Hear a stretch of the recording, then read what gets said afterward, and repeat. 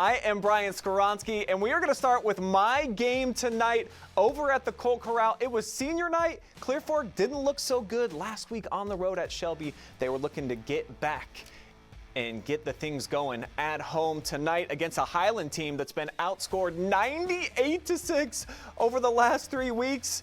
But there would be no score in the first half. So this is the halftime break coming out 0-0 on the scoreboard, and the Colts, all right, everything is back to good. Here's a nice throw into the end zone. Right guard is in there. Nice dime, and it's 7-0. And of course, Clear Fork is going to start to roll, aren't they? No! Hopefully it gets intercepted here, and that is going to set up Highland in business. And this man was a one-man wrecking crew in the second half. This is Kane Stover, and this is definitely a top play nominee, looking like he's in beast mode as he skirts into the corner of the end zone. It's 7-7. That's with 9 seconds to go in the third quarter. Now, rolling out the young quarterback, Robbie Schmidt, trying to make something happen in the fourth, but it's QB on QB crime. Picked off, hopefully going back the other way. But wait, what?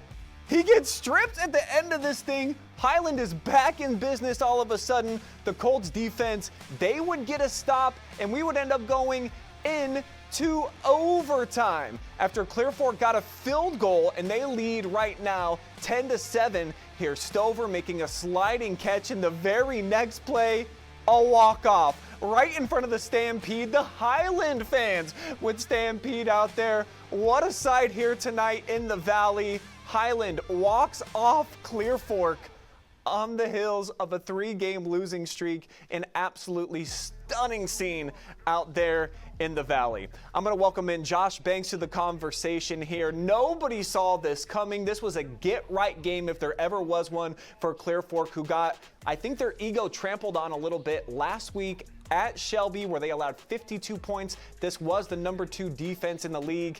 They played pretty well on that side of the ball tonight. But Josh, to only score 10 points against a Highland team that has been getting absolutely demolished by everybody, this is kind of I'm not even really sure where this came from and what to think about it, but Clear Fork losing 2 in a row.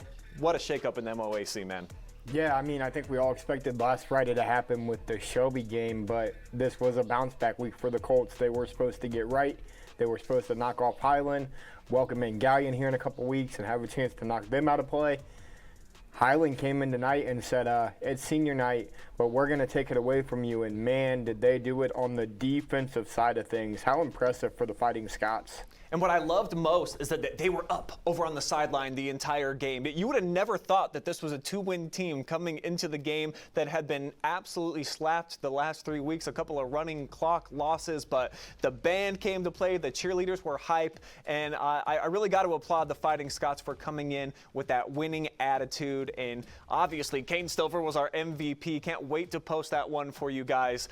Just a awesome conversation with the kid that was definitely the hero in the second half. So the Fighting Scots get to win number 3. And for Clear Fork, it's a little bit of soul-searching time now with 2 consecutive defeats. They were at number 4 in Region 14. We'll show you here in a little bit where they have dropped to.